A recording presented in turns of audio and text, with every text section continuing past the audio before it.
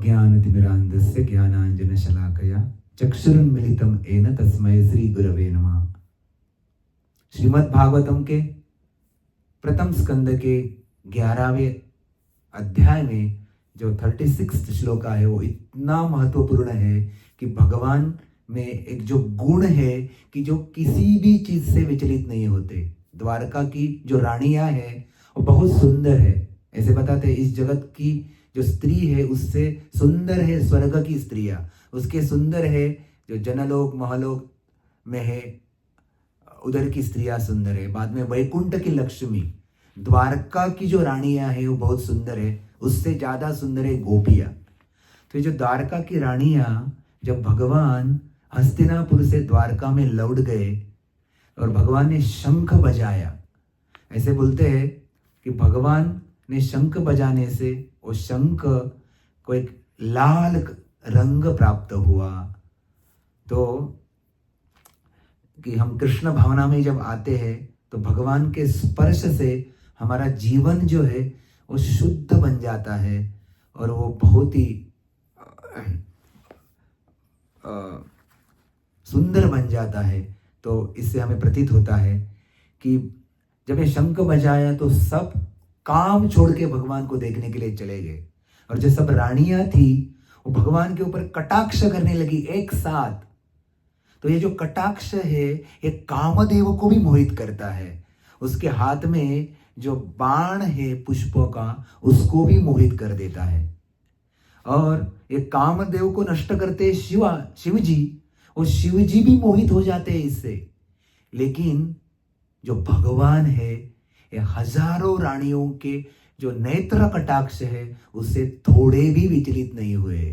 प्रभुपाद बताते हैं कि सब द्वारकावासी उनकी पूजा करने लगे, उससे भी भगवान विचलित ना हुए। ना तो वो विचलित हो गए कि जब उनको सब दीप दिखाने लगे, दीप दान करने लगे, लाखों की संख्या से दीप दान हुआ उनको। लेकिन ये दीपदान एक सूर्य को दीप दिखाने के बराबर था कि सब जो रोशनी है उसके स्तोत्र कृष्ण है और उनको वो दीपदान दिखाए थे, लेकिन उनमें वो मोहित नहीं हुए। भगवान श्री कृष्ण को तो कामदेव ने भी मोहित करने का प्रयत्न किया, लेकिन कामदेव मूर्छित होकर गिर गए, तो ये रानियां ना उनको मोहित कर सकी। तो इस जगत में हम जब भक्ति करते हैं, साधना भक्ति में बहुत बार हम विचलित हो जाते हैं और ज्यादा कर से जो पर स्त्री आकर्षण है, पर पुरुष आकर्षण है, इससे विचलित हो जाते हैं भक्ति में।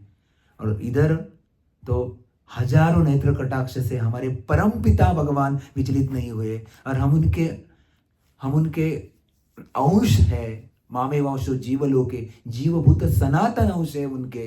तो भगवान कृष्ण हमारे पिता है, तो उन पिता से एक छोटा सा गुण हम ले सकते हैं और उनका अनुसरण कर सकते हैं कि ताकि भक्ति में हमारी एकाग्रता और बढ़े, भगवान के चरणों के प्रति हमारा जो आकर्षण है वो बढ़े। जो युधिष्ठिर महाराज है अपने प्रजा के साथ पिता के तरह बर्ताव कर रहे थे और पूरा जो कुछ काम भाव है या भोगने की इच्छा है उसको उन्होंने त्याग दिया था। और तीसरी चीज थी कि उन्होंने भगवान के चरणों के प्रति उनका आकर्षण बढ़ गया था, उनका आसक्ति बढ़ गया था। वही कारण था कि उनके राज्य कारोबार में वो दुख से मुक्त था।